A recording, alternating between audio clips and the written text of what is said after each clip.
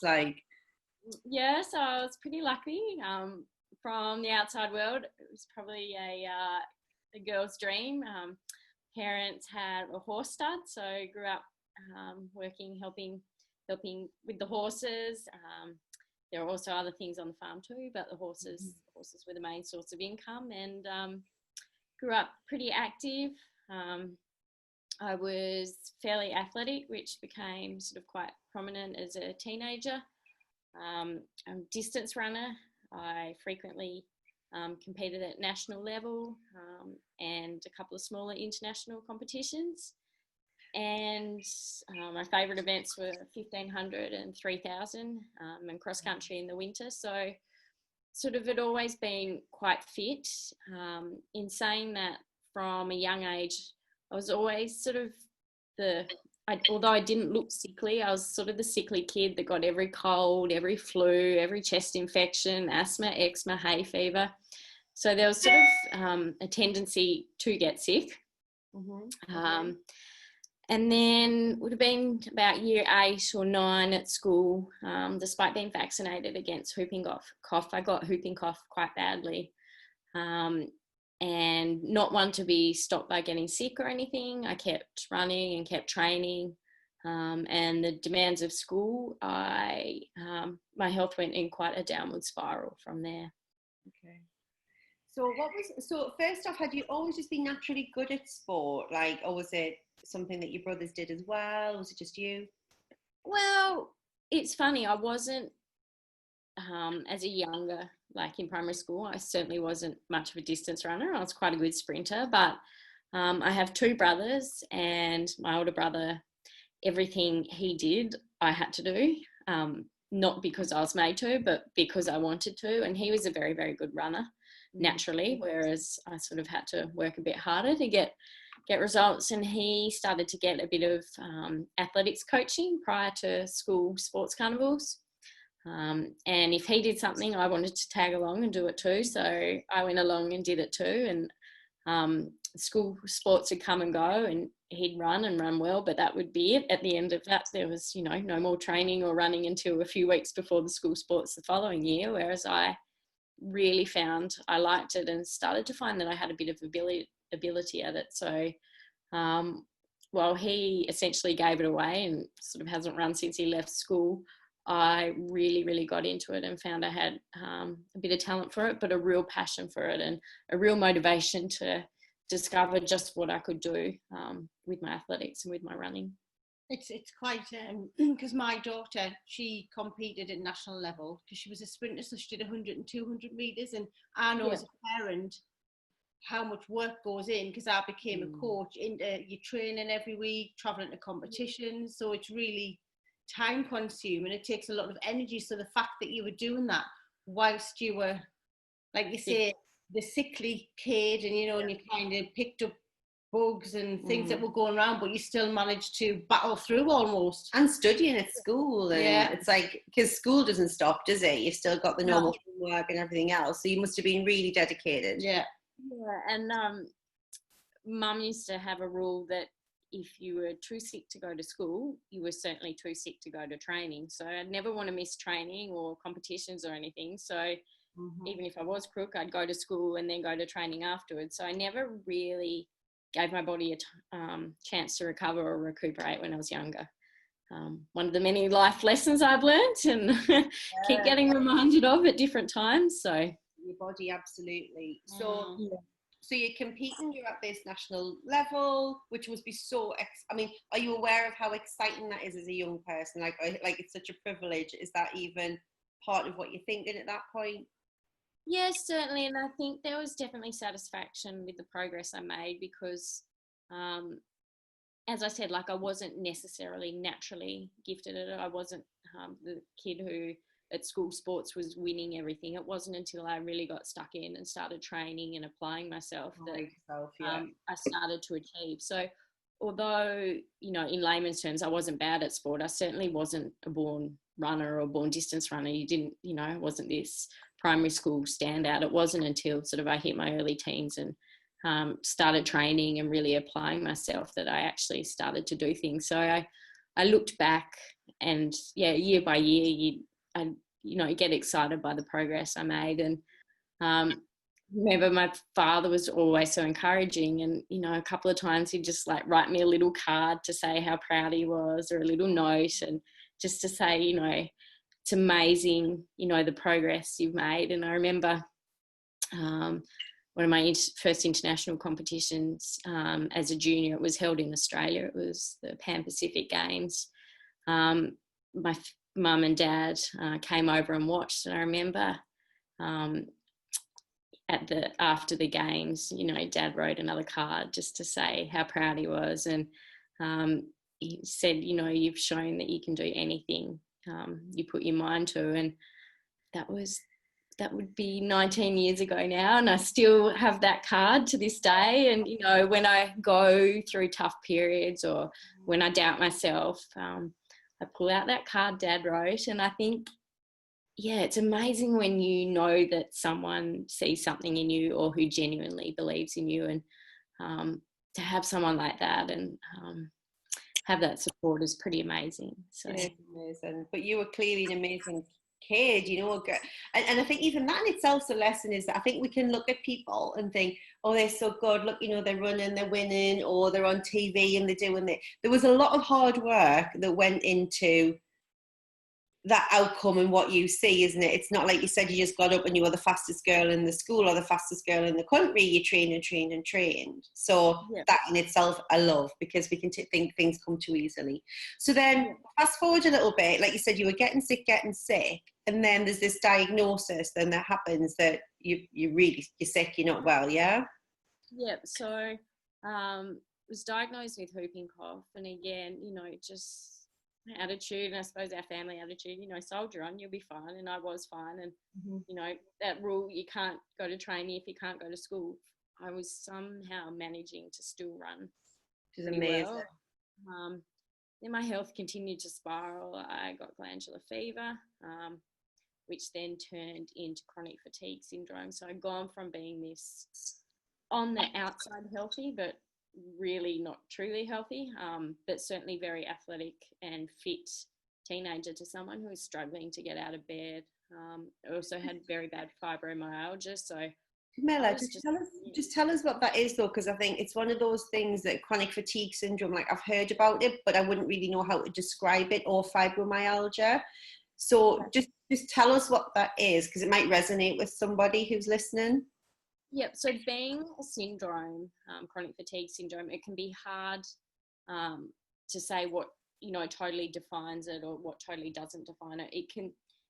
The diagnosis is often made after ruling out other illnesses and conditions, but it's often preceded by a viral infection which doesn't resolve. There's a lot of stress put on your adrenal glands. There's major hormonal changes, particularly in cortisol levels, often changes in sleep patterns, and just persistent fatigue for no reason, and just struggling to do everyday activities. So I literally would struggle to get out of bed in the mornings, or struggle to do daily tasks, which, from being someone so active, and also, outside of my sport, someone who's pretty conscientious at studying and then helping on the family farm at home. I couldn't think clearly. I had brain fog, and then the fibromyalgia is, if you think of running a really, really hard race, a full-on 400 sprint, your muscles, that lactic acid build up, that was literally how my muscles would feel day after day after day. Nearly went on for about a year with no relief, just that sensation without even doing anything. So and then how were you mentally coping with? Because I just think at any age, like as an adult, I would struggle to deal with that, but as a really active, fit, athlete, to then feel like that as a teenage girl as well, like what is going on in your head at that point? For the first few months, I really struggled, because, you can't make a definitive point, this is when I died, this is when I developed chronic fatigue, because it was sort of a downward spiral. But I would get to training and I wouldn't be able to do more than a warm-up. I'd just be exhausted. And then I'd still, incredibly tenacious, and certainly was then, I would still somehow manage to rally all my resources come a major competition and pull through and do a good performance without training. And then I just got to a point where I just, couldn't get out of bed, couldn't do anything. I think the turning point was I had my driver's license at that stage, and I was driving home from school, and I remember fortunately I was just pulled into our driveway at home on the farm, and I blacked out driving, and that just obviously very scary, obviously incredibly fortunate that I wasn't on the highway, that I was back on the farm at home. But yeah, that was when I really knew that something was wrong. So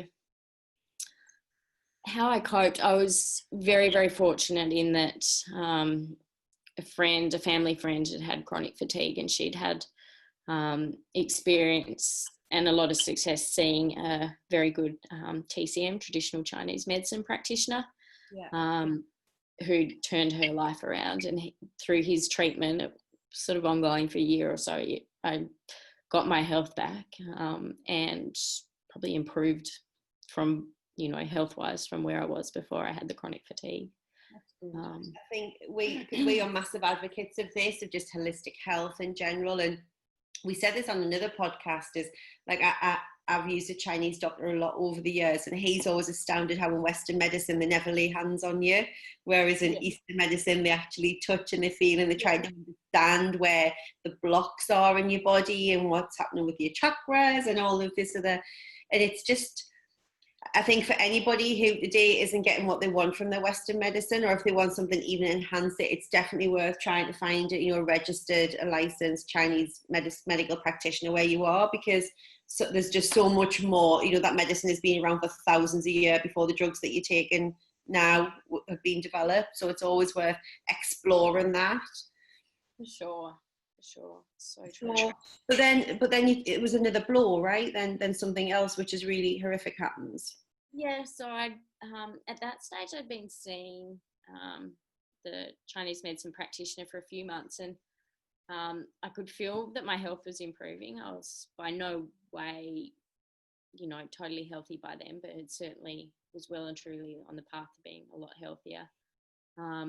And my father suddenly passed away unexpectedly. So he was an incredibly fit, healthy man, and dropped dead of a heart attack. And he was certainly not your heart attack candidate. As I said, fit, healthy, active, never smoked, didn't drink, or, had one alcoholic drink a week, if any.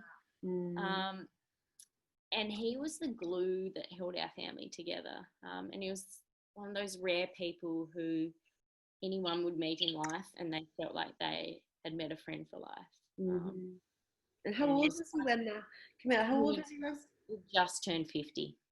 Well, it's just no age, is it, these days, like 50s and 40s. So, and like you said, to be so fit and active. So that just created, what was the dynamic of that on your family then? Because you said he was the glue. So what then happened? Look, I suppose we all experience grief differently. And for me, the way to experience it was, I thought, what would Dad want in this situation? Sort of, Dad was always the one I turned to for advice. And if I was ever struggling with anything, Dad was the one who'd support me and, put things in perspective and give me encouragement when I needed it. But also, if I was taking life too seriously, he was the first to make a bit of a joke about it. And I remember thinking straight away, you've got two choices here. You can sit around and feel sorry for yourself and, be upset. And, his passing really rocked our family, and there's still, my brothers both still really struggle with it today. And it's, 14, almost 15 years later. But I remember thinking, what would Dad want?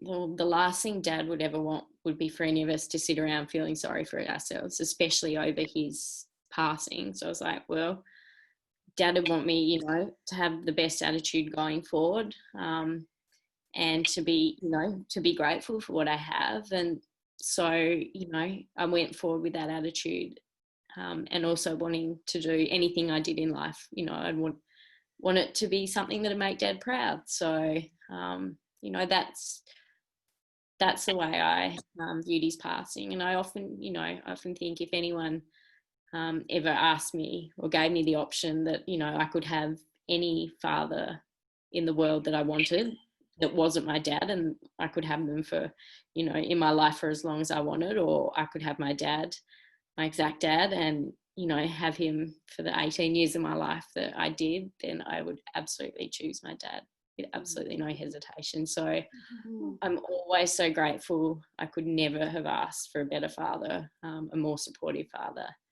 And yeah, despite almost 15 years since he's gone, there's not one significant decision that I make in life that I don't think, what would Dad say? What would Dad want? What would that do? So his presence is always there, and it still guides me.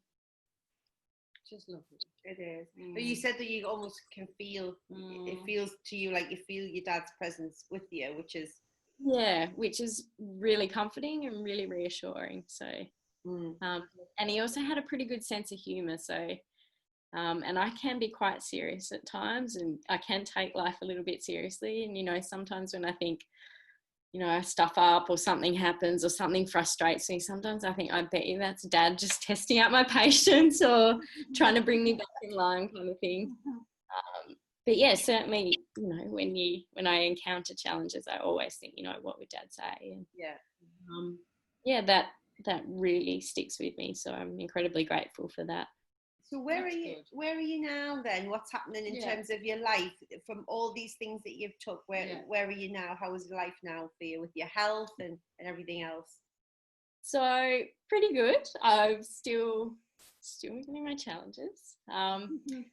So on the back of how much traditional Chinese medicine helped me, I decided I certainly wanted to study something in the natural health field. I'm quite, without sounding sort of loopy, I do tend to soak up people's energy quite easily. So I didn't want to do traditional Chinese medicine, something so hands-on, because I think that'd just drain me. But I was certainly very interested in the nutrition side of things, and ended up studying naturopathy. So natural health through the promotion of lifestyle, nutrition and diet, and then traditional herbal medicine, Western herbal medicine, and the use of nutritional supplements. So studied that, had an absolute ball. While I was studying, I kept working several jobs, and having grown up on the farm with horses, was quite involved in the horse industry with my work. And then thought as soon as I'd finished uni and graduated that I'd go out into private practice. And then I was like, well, as soon as I do that, you're not locked in, but I sort of felt that you develop your clientele. And then, you know, uni had been quite full on, in fact, very full on. And I thought, okay, I'll give myself a break. I'll just do working with some horse studs and at different horse events, and did that. And the more I did that, the more I could see or felt that there was a need for what I'd learned and studied in humans in the naturopathy to apply it to horses. And for me, it was perfect. It was combining two passions of mine at once.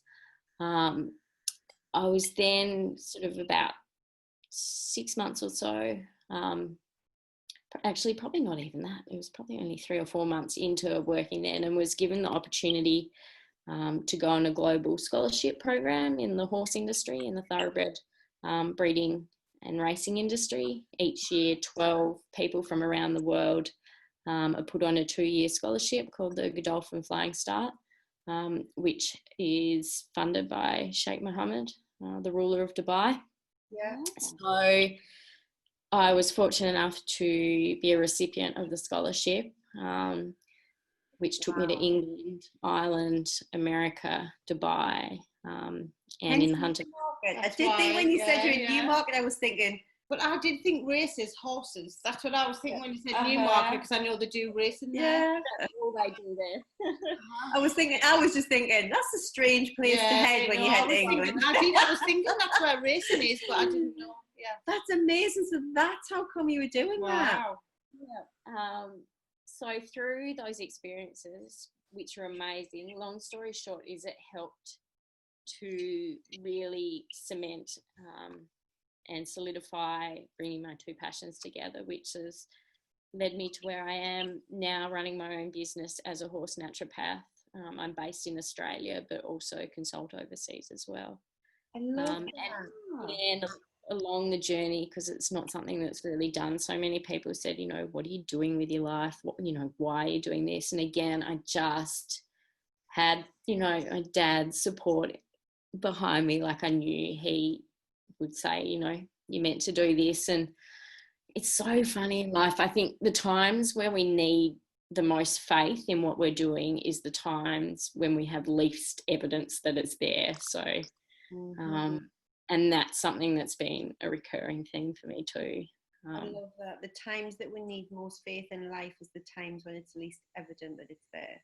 Yeah, it's like, yeah, the times when you need the support or the proof to do something is the time when you don't have it. So then you've got to have the most faith to do it. So. I've never ever heard of anyone having that. That is career, yeah, but I mean, it makes total sense to me anyway. So I think there's more and more demand for that kind of Yes, thinking now. possibly. So if people want to get in touch with you, we need to make sure when this podcast airs that we can make sure that they can get in touch with you. So what's the best way to find you? On my website, www.optimequine.com. So that's. Say that again. Sorry, Camilla. What is it? www.optimequine, which is optimequine.com. And Optim Equine's also on Facebook.